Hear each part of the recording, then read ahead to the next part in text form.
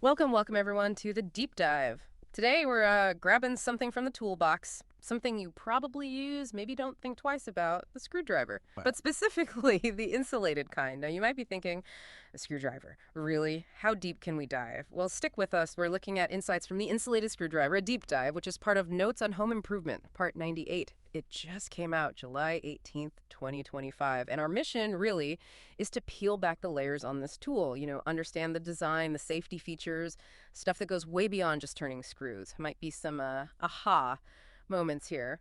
So the source kicks off describing, seeing the screwdriver with its thick, multi-layered plastic coating, and the first thought, probably the same one most of us would have. There's just, well, extra tough plastic, right? For durability. Makes sense, sort of.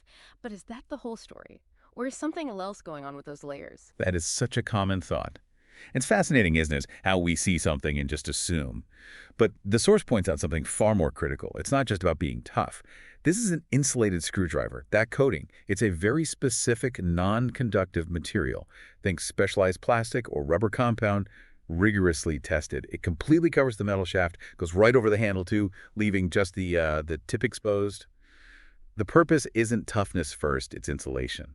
Serious electrical insulation. Okay, so not just tough, but safe, electrically safe. Exactly. It's designed to protect you, the user, from electric shock. We're talking potentially life-saving. Often you'll see ratings like VDE certification. That means it's tested usually up to 1,000 volts AC. This is a huge safety feature. Wow, okay, that definitely changes how you look at it. A lifesaver, potentially. And that safety focus. It makes me think about the handle itself, the part you actually hold. The source calls it a clever combination of materials. What's so clever about it? What are we talking about material-wise? All right, good question. It's not just one chunk of plastic. It's typically a dual material setup. You've got a core, usually a harder, more rigid plastic, polypropylene, maybe ABS plastic, that gives it structure, lets you apply torque properly. Okay, the strong inner part. Yes. But then layered over that, especially where your hand grips, is a softer material, often a TPE, a thermoplastic rubber. Softer. For comfort. Comfort, yes, but also grip and control. The source highlights the ergonomics. It helps reduce hand fatigue if you're using it for a while. And less fatigue means better control, safer use. Better grip, less tiredness, more safety. It all connects. Precisely.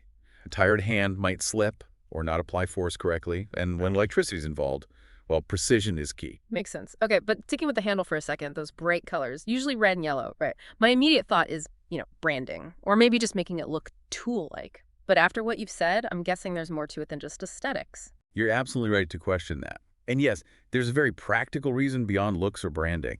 Those bright colors, that red and yellow combination is classic. They dramatically increase the tool's visibility. Visibility? How so? Well, think about where you might use it. A cluttered workbench, maybe a dimly lit basement inside a piece of equipment, or just dropped on the floor of a busy site. That bright color combo makes it really stand out. Easy to spot.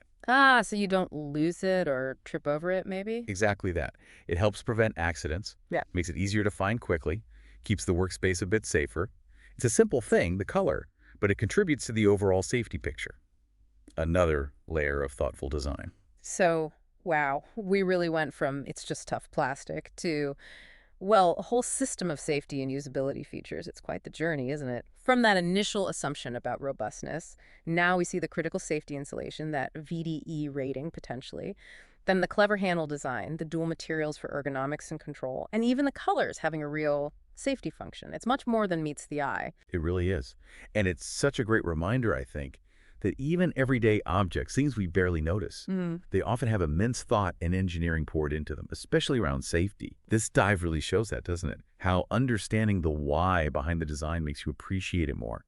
It's about knowing how these things work and why they're designed that way to use them properly and safely. Absolutely. It's about appreciating that hidden ingenuity. And maybe that leaves us with a final thought for you, listening. Think about other things you use every day without a second thought. A coffee mug, a door handle, your keys. What hidden layers of design, maybe safety or just clever purpose might they have that we just don't see? What does it tell us about the world around us if we just looked a little closer,